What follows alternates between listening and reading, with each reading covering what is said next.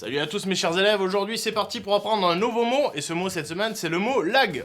Le lag ou latence, qui n'est pas réellement un terme de MMO, c'est ce petit ou gros délai qu'il y a entre vos actions et le temps de réponse du serveur. Démonstration.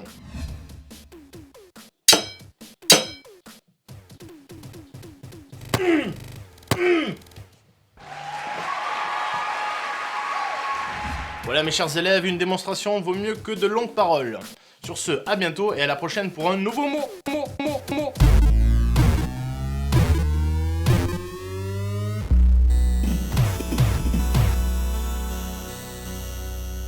Salut à tous et bienvenue dans cette 4e émission de LFG Looking for Games consacrée à PlanetSide 2. En première semaine, on avait vu les bases du jeu. En deuxième semaine, on avait vu le détail de toutes les classes. En troisième semaine, on avait vu avec Torquil qui était venu, qui nous avait parlé de toute la dimension stratégique et du jeu en groupe. Et cette semaine... Habituellement, en 4e épisode, on a un débat, mais vu que là on a eu la chance de croiser des profils de joueurs assez différents, comme tu l'as dit avec Torquil pour tout le côté stratégique, lead de Platoon, tout ça, on a de nouveau un invité pour une interview pour un des plus gros joueurs français à l'heure actuelle, avec CDL. C'est ça, qui est rang 97, si je me trompe pas. C'est ça, oui. C'est un des plus gros rangs français, et justement, lui aussi il fait du lead de Platoon, ça lui arrive, mais c'est un squad leader, c'est quelqu'un qui va au contact dans la baston et qui vient justement nous parler du jeu pour nous donner son avis, les points positifs, les points négatifs, pour nous raconter des anecdotes, nous dire comment il joue, des petites astuces s'il en connaît. Et c'est tout de suite après la super transition. Donc je prends le rôle de Fred et c'est moi qui vais interviewer CDL cette semaine. Salut CDL. Salut Crane. Donc CDL, tu es un rang 97, un des plus hauts rangs français. On l'a pas encore assez précisé, je crois. Quelle est ta façon de jouer? Comment tu abordes PlanetSide 2? Alors ça s'est joué, pour moi en tout cas, ça s'est joué en 2 phases, voire même 3 phases. La première phase à la bêta où c'était vraiment la découverte du jeu, tout ce qui s'en suivait. Le jeu n'a pas arrêté d'évoluer ces derniers mois. À la bêta, je jouais vraiment, c'était pour le fun. Je découvrais le jeu en équipe, le jeu en solo. Ensuite, il y a une phase où on a essayé de monter la team FRC vraiment. Donc là, je me suis plus intéressé. Petite parenthèse, tu fais aussi partie de la FRC, donc dans la même outfit que Torquil. Vous avez des profils très différents, comme j'expliquais, c'est pour ça que c'était intéressant d'avoir vos avis à tous les deux. Et donc là, je me suis plus intéressé donc, à la team, je me suis un peu motivé pour faire une squad spécialisée, etc. Et ensuite, arrivé un moment, je me suis rendu compte de mon grade et je me suis dit, tiens, faut que je pense un peu plus le jeu. Et puis là, j'ai commencé à partir dans du farming et, entre guillemets, à moins jouer le côté pas roleplay, mais un peu, à moins jouer le côté roleplay et à plus jouer pour le frag, vraiment pour le frag et que ça. Pour l'optimisation, pour le certif, C'est ça. Qu'est-ce que tu joues majoritairement? Parce que je sais, tu m'as dit avant, que tu as très peu joué médic. Pour un gars qui est très haut rang, c'est assez étonnant d'avoir attendu si longtemps pour jouer médic. Mais j'ai longtemps hésité, comme beaucoup de joueurs, je pense, au début, sur quelle classe on part, etc. On teste un peu tout. La solo, je trouvais qu'il y en avait trop dans le jeu, comme tu l'as dit. Donc j'avais pas envie de jouer ça. Le médic, j'avais peur de me faire chier, très clairement en fait. J'avais peur de m'embêter.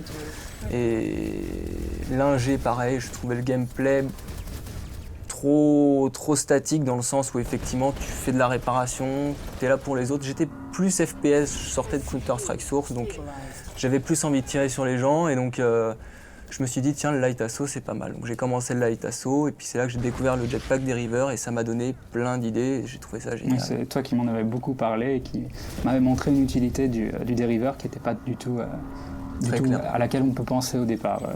Tu me faisais une petite anecdote sur les biolabs ou sur ta capacité d'utiliser le deriver pour tourner autour. Le deriver, il est très méconnu, il commence à être connu comme tu l'avais dit. Et en fait, ce qui est assez impressionnant, c'est l'utilisation qu'on peut en avoir avec les différents espaces physiques du jeu, c'est-à-dire que les jump pads, etc. Ça peut donner des... En l'utilisant plusieurs fois, on peut réussir à faire des prouesses techniques ou pas. Enfin, je ne sais pas trop comment l'expliquer, mais par exemple à faire le tour du biolab en planant, mais à l'extérieur, passer d'un pad à l'autre, simplement en utilisant le jump plus le dériveur. Ce qui du coup te rend totalement invisible, enfin personne ne s'attend à voir quelqu'un faire le tour en jetpack du Biolab, donc ça c'est plutôt intéressant.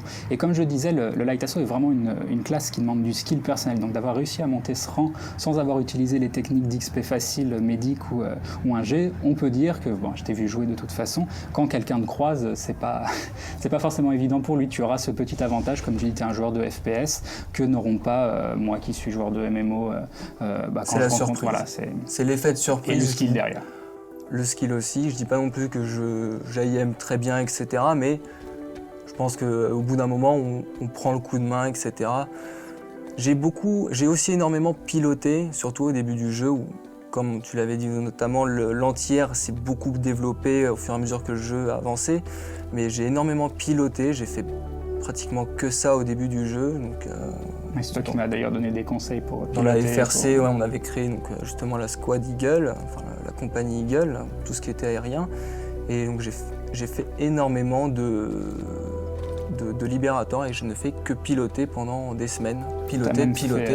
J'ai vu que tu as fait des tutos pour expliquer comment bien jouer tel ou tel véhicule, etc. Et c'est vrai qu'à l'époque, l'aérien, c'était un bon moyen de farming aussi.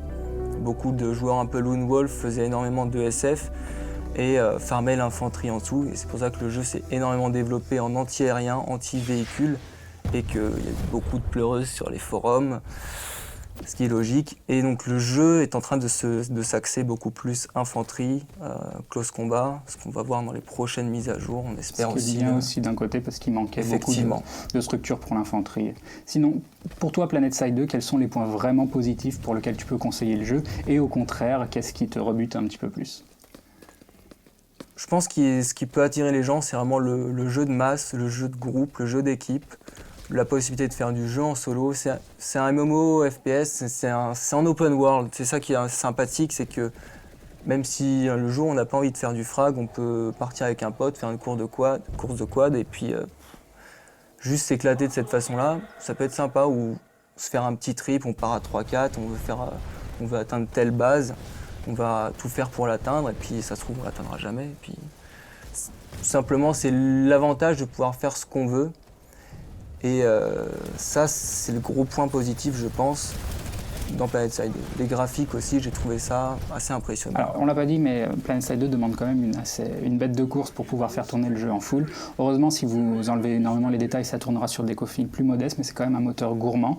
Et après, en plus, vous avez les joueurs de FPS qui diront qu'il faut mettre tout au minimum pour pouvoir voir plus facilement les ennemis. D'ailleurs, on en discutait tout à l'heure, tu me disais, moi qui ai les graphismes bas, je distingue beaucoup plus facilement les factions ennemies, alors que des gens qui ont les graphismes à fond, c'est beaucoup plus difficile de distinguer alliés d'ennemis.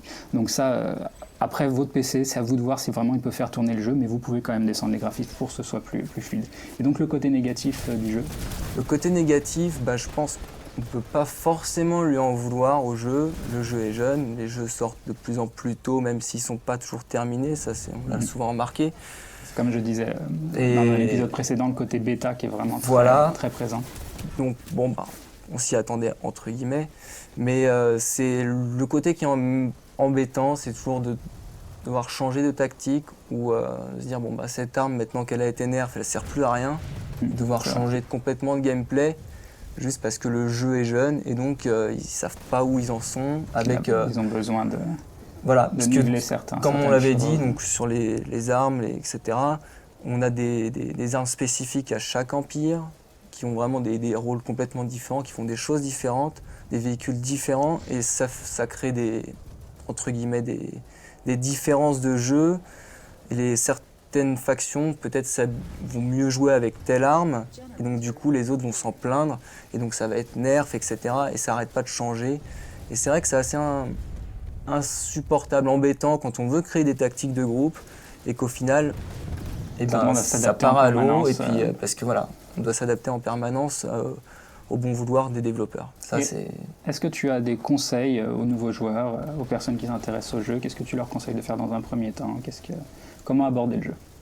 Je dirais que le premier jour, essayer de jouer en solo et le second jour, essayer de trouver une équipe, tout simplement. Dans chaque faction, vous trouverez une team française. Je pense que sur Miller, il y a le choix, que ce soit côté Terran, côté NC ou côté Vanu, il y a la FRC. mais sur tous les serveurs, vous avez des équipes françaises. Et c'est en discutant avec les autres joueurs que vous allez apprendre le plus vite possible, entre guillemets, et j'espère pour vous, moins vous faire farmer et commencer à farmer les autres. C'est vrai. En tout cas, bon courage pour les derniers rangs qui te restent. 97, tu es sur la dernière ligne droite, tu vas pouvoir souffler un petit peu. Et on se retrouve dans quelques minutes avec Fred pour donner notre conclusion sur le jeu. Alors voilà. Et donc justement, c'est la conclusion. Qu'est-ce que tu en as pensé de ce jeu, toi, finalement? Alors PlanetSide 2, c'est un jeu que j'ai apprécié déjà, c'est un bilan assez positif. C'est pas un jeu qui va vous demander, comme un autre MMO, de farmer. Enfin, c'est un jeu où vous allez vous lasser si vous jouez 10-12 heures par jour quand même. Il y a très peu de gens qui ont la patience de rester 10-12 heures sur PlanetSide. Vous connectez quelques soirs par semaine, vous jouez avec des gens, c'est vraiment le maître mot de ce jeu. C'est ce qui m'a le plus plu. Après, au niveau des classes jouées, j'ai vraiment pris beaucoup de plaisir à jouer le médic, j'ai vraiment pris beaucoup de plaisir à jouer l'ingé. Le côté plus MMO des classes de MMO me parle vraiment beaucoup plus. Le FPS, c'est plus mon truc. Je jouais à Counter il y a 10 ans, mais c'est clair que maintenant le FPS, c'est plus pour moi. Et cette diversité, cette notion de masse dans un FPS, ce côté classe de soutien, c'est vraiment ce qui m'a plu. C'est pour ça que je conseille aux gens de tester le jeu. En plus, comme je l'avais dit, même s'il y a un cash shop, c'est pas un pay to win, n'importe qui peut tester gratuitement et quand même avoir du fun. Et après, c'est à vous de voir si oui ou non vous voulez persévérer, vous voulez continuer à jouer, mais surtout, on vous l'a dit tout au long de l'émission, c'est le truc important, si vous pensez que le jeu peut vous intéresser, rapprochez-vous de grosses structures, jouez avec des gens, commencez à découvrir l'aspect tactique du jeu. Si vous le comparez à un FPS classique, vous allez très vite vous rendre compte que c'est moins bon sur pas mal de points que d'autres FPS, et dès que vous vous ouvrez à cette dimension multi, là, vous rentrez dans le cœur du jeu, dans le vrai plaisir de PlanetSide 2. Bah, moi, finalement, tu as un peu tout dit ce que je voulais dire, parce que c'est un peu exactement la même chose. PlanetSide 2, paradoxalement, j'adore le jeu, mais j'y joue pas énormément, parce que c'est typiquement, comme tu dis, c'est exactement ça. C'est vraiment le genre de jeu où tu y joues, allez, 2 heures, 3 heures, puis après t'en as marre, et puis tu fais une pause, et puis tu y reviens un peu plus tard. Avec plaisir. C'est exactement ce qui m'arrive. Des fois, j'ai une après-midi de libre, je joue à PlanetSide 2, j'y joue 2 heures, puis après je coupe, je fais autre chose pendant 1 heure, et puis je reviens 2 heures après, enfin voilà. Et moi, c'est comme ça. C'est vrai que j'ai beaucoup aimé ce jeu parce que j'ai jamais eu autant de sensations de bataille épique que dans les PlanetSide. Dans le 2, j'en ai vécu une il n'y a pas très longtemps encore. Dans le 1, c'était pareil. Moi, je me souviens, j'ai un très bon souvenir d'une fois où il y avait une attaque. Il y avait 300 mecs qui attaquaient une base défendue par 150 mecs. Et là, je sortais de la base. Et c'était la nuit, je levais la tête et je voyais des balles traçantes partout. Ça explosait dans tous les sens.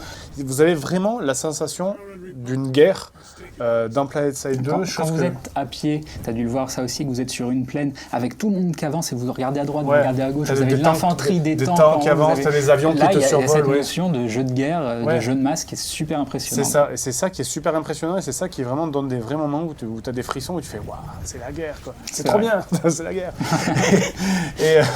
et chose que j'arrive pas à retrouver dans les FPS classiques. Alors effectivement, si vous cherchez vraiment le FPS au sens ouais, j'ai du skill, je sais bien viser, je veux être le meilleur parce que je sais jouer au FPS, etc.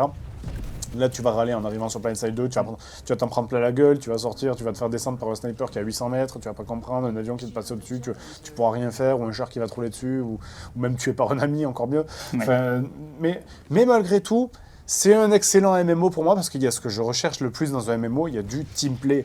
Ouais, il y a du teamplay, il y a du multi. C'est ça, et pour moi c'est ça un MMO, c'est du teamplay, c'est-à-dire il faut que les médecins doivent suivre les gens doivent protéger leurs médecins, il faut savoir comment réagir en quelle situation, il faut rester groupé, il faut savoir jouer en équipe, c'est ça, c'est le teamplay. Pour moi un MMO c'est du teamplay, et là même si c'est pas un RPG, ben, c'est un FPS, il y a quand même du teamplay, et c'est ça qui est génial. Donc effectivement moi je conseille aux gens d'y jouer, parce que c'est gratuit déjà, et parce que je me suis beaucoup amusé, et pour essayer après tout, bon, c'est juste, bon, le jeu est assez lourd à installer, je sais pas combien il pèse, des dizaines de gigas je crois, mais en tout cas il vaut le coup, et je pense qu'il faut l'essayer, voilà. Et donc ben, c'est la conclusion, donc finalement avis assez positif sur PlanetSide 2, et la semaine prochaine, dans la prochaine émission de LFG, on va revenir sur du classique, du MMORPG, avec Lotro. Donc Lotro, c'est Lord of the Rings Online. Il a 6 ans d'existence et pourtant ça reste un excellent jeu qui a une communauté encore assez soudée. Moi j'y retourne vraiment avec plaisir 1 mois par an pour jouer, pour voir le nouveau contenu. Il y a une ambiance dans Lotro qu'il n'y a pas dans d'autres jeux. Il y a un monde vraiment vraiment très complet, on s'y sent bien. Enfin, je pense que je vais prendre beaucoup de plaisir à m'y remettre et à vous présenter ce jeu. Voilà, et ça, on verra ça la semaine prochaine, dans la prochaine émission de LFG Looking for Games. Et voilà, c'est terminé PlanetSide 2, terminé les tanks, les avions et les fusils laser. Maintenant, retour aux barbes de nains, aux oreilles pointues et aux disputes sur les loots. La semaine prochaine dans LFG, on part pour la Terre du Milieu avec l'Otro, Lord of the Rings Online. Il est long ce jeu, et vous allez en baver pour tout voir, mais n'oubliez pas, comme disait Aragorn, il y a toujours de l'espoir. The time has come for you to take on the one adventure that rules them all.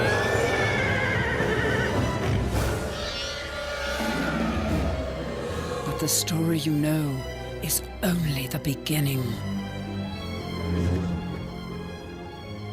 Explore Middle-earth as you've never seen it before. Discover the fantasy world that started it all. And forge your own adventure. Stand to fight the ultimate evil.